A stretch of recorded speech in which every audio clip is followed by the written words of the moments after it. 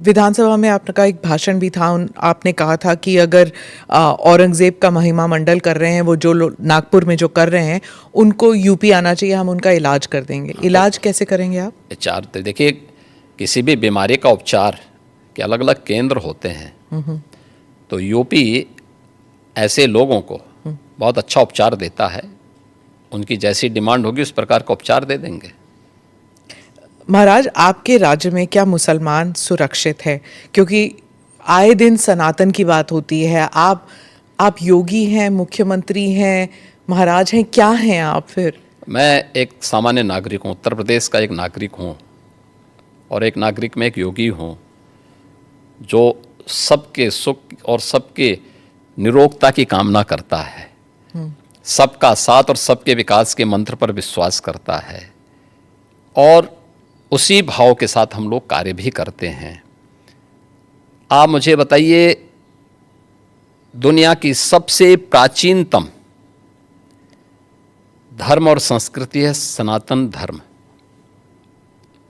उसके नाम से ही आप अंदाजा लगा सकते हैं।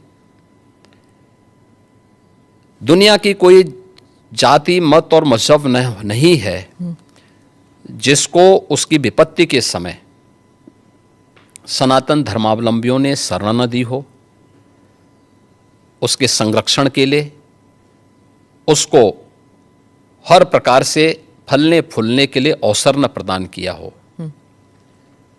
लेकिन बदले में उसे मिला क्या? बदले में मिला क्या?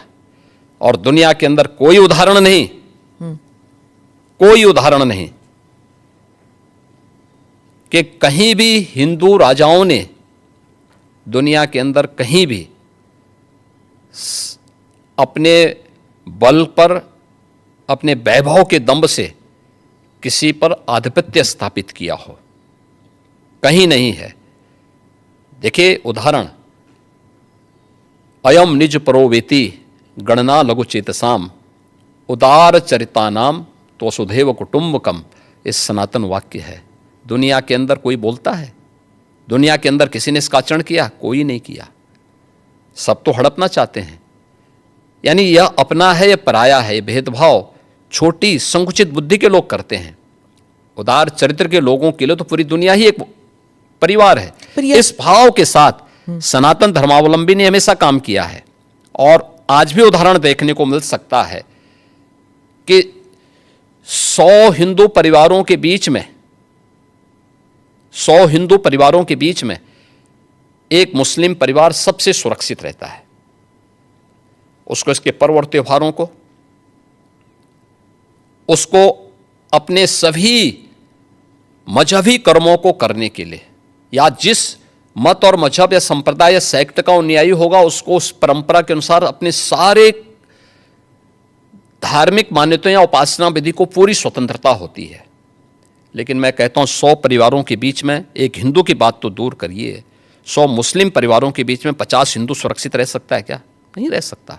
अब बांग्लादेश आपके सामने उदाहरण है, इससे पहले पाकिस्तान उदाहरण था, अफगानिस्तान में क्या हुआ था। ये चीजें दिखाती हैं, और होशियारी यही है कि कहीं धुआं उड़ रहा हो या किसी को ठोकर लग रही हो तो हमें ठोकर लगे इससे पहले हम संभल जाएं। तो वही संभलने के लिए बोला जाता है।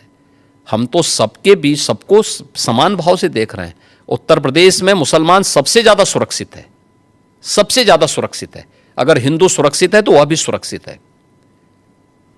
अगर दंगे यहां यूपी में होते थे जो 2017 के पहले, अगर हिंदू की दुकान जलती थी तो मुसलमान की भी जलती थी, हिंदू का घर जलता था तो मुसलमान की भी जलती थी। और 17 के बाद से दंगे बंद हुए। अगर हिंदू सुरक्षित है तो मुसलमान भी सुरक्षित है।